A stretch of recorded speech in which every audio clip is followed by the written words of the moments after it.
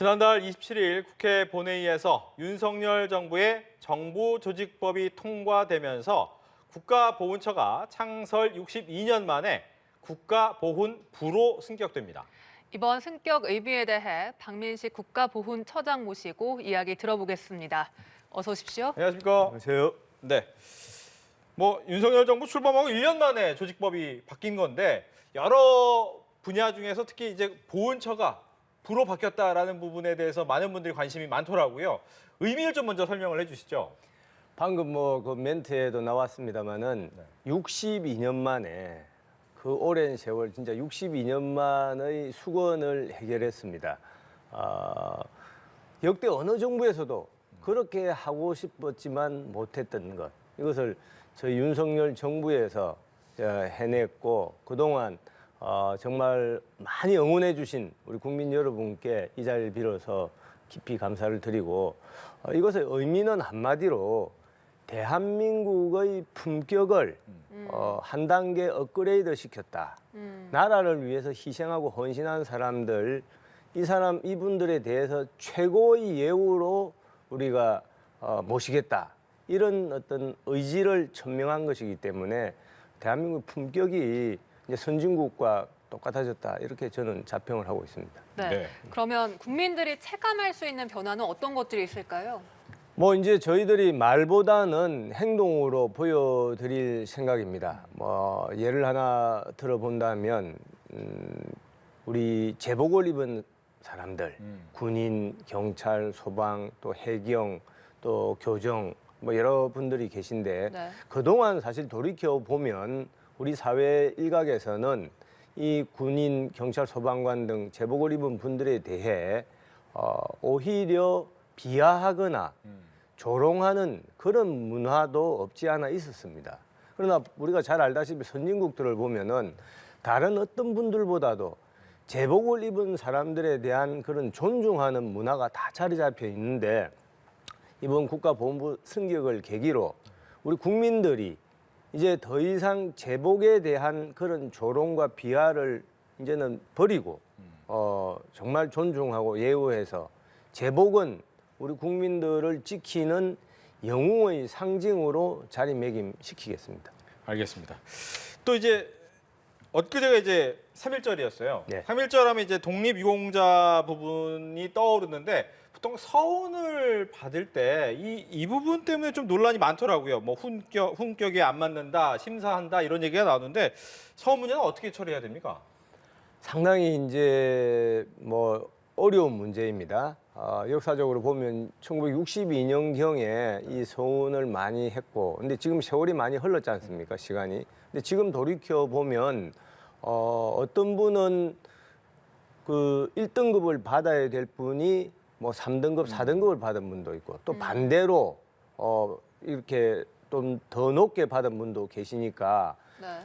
많은 국민들이 볼 때 고개를 갸우뚱하게 하는 그런 상황이 많더라. 예를 들어서 우리 독립운동사의 아주 그 노블리스 오블리주의 상징인 이회영 선생 같은 분은 누구보다도 아주 그 대단한 분이다 이렇게 국민들이 생각하는데도 그 서훈은 좀 낮게 돼 있습니다. 그런 경우가 여러 가지 있고 또 어떤 경우에는 그 절차 이게 법적인 절차가 있는데 그 절차를 좀 무시하고 서훈이 이루어진 게 아닌가라고 의심하는 그런 사례도 있기 때문에 이번에 조만간 우리 민관 전문가들이 특별위원회를 만들어서 이 서훈 부분에 대해서 좀 되짚어보는 그런 어떤 계기가 있을 거로 생각을 하고 있습니다. 네. 올해 보훈처 업무보고에서 또 가장 눈길을 끈 부분이 백선엽 장군의 동상을 세우겠다라는 것이었습니다.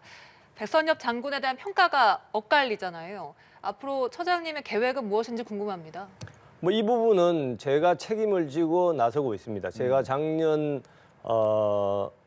국회 예산 과정에서 국비를 투입해서 백선엽 장군 동상을 이번 7월쯤에 경북 다부동 전투, 다부동에 백선엽 장군 동상을 만듭니다. 네. 그런데 일각에서 네. 이 백선엽 장군에 대해서 뭐 논란거리를 제공하고 있습니다만은 백선엽 장군이 돌아가셨을 때 수많은 국민들이 이 서울시청 앞에 그 애도의 행렬을 보시지 않았습니까? 저는 그것이 정답이라고 봅니다. 나라를 위해서 그 희생을 하고 그런 영웅이라고 부르지 못한다면 그것은 제대로 된 나라가 아니다. 그래서 오히려 이번 기회에 저는 백선엽 장군 같은 우리 전쟁 영웅들 확실히 예우하고 또 기념할 수 있는 그런 공간을 더욱 더 많이 만들 생각입니다. 예. 이제 앞서 이야기해 주셨다시피 이제 제복을 입은 사람들 그리고 제복을 입은 가족들은 굉장히 기뻐할 것 같고 특히 보훈 가족들, 보훈 단체들도 많이들 기대할 것 같습니다. 그런데 이 보훈 단체 중에 광복회가 여러 가지 좀 문제가 많았었어요. 근데 그 부분을 관리 감독한 게 보훈처 아니었겠습니까? 여기에 대한 또 이야기는 어떻게 풀어 나가실지도 궁금합니다.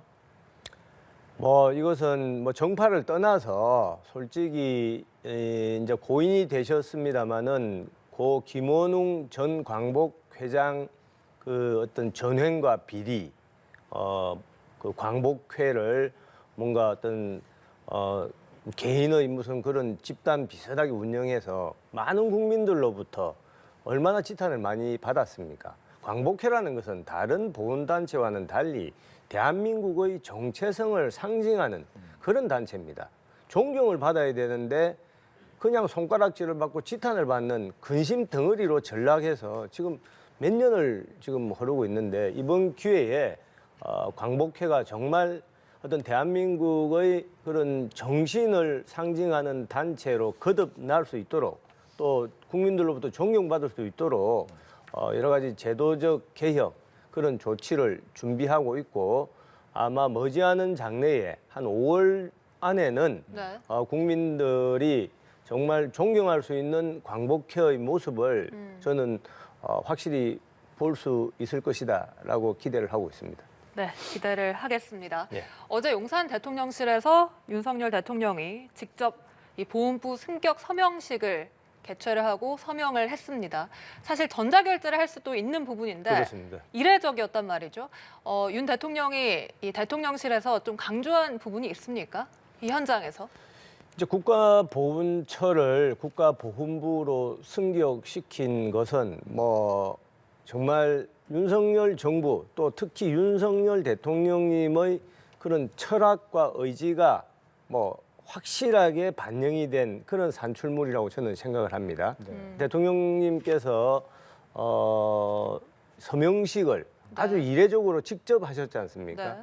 바로 이것이 대통령이 나서서 나라를 위해 희생한 분들 확실하게 끝까지 어떤 예우하겠다는 그런 의지를 국민들한테 유감없이 피력하신 것이다. 그래서 뭐 예를 들면은 미국에서도 1988년도에 레이건 정부 때 똑같은 일이 있었습니다. 국가보훈처를 그건 제대군인처죠. 제대군인부로 격상을 시켜서 그 이후에 어떤 보훈 문화가 미국에 제대로 뿌리 내리는데 아주 큰 역할을 했다는 평을 받고 있습니다. 우리나라도 아마 더 좋은 그런 결과가 저는 나오리라고 기대를 합니다. 예. 뭐 앞으로 이제 여러 가지 절차가 좀 남아 있습니다. 뭐 장관 지명도 있고 인사청문회도 있고 이런 게 있는데 아무래도 1년 동안 이 그동안의 62년의 수건인 처를 부로 승격시키는데 좀 많은 노력을 했기 때문에 또 초대 장관으로도 거론되고 계시더라고요. 뭐 어떤 생각을 좀 갖고 계신지도 궁금하네요. 뭐 제가 그 답변하기는 그렇고 네. 대통령의 인사권에 해당하는 영역이기 때문에 저로서는 어떻든 아직 국가보훈처장이기 때문에 우리 대한민국을 위해 희생하고 헌신한 분들 끝까지 책임지는 그런 보훈 정책 확실하게 그렇게 해나가겠습니다. 네, 알겠습니다. 지금까지 박민식 국가보훈처장과 이야기 나눠봤습니다. 오늘 말씀 고맙습니다. 감사합니다.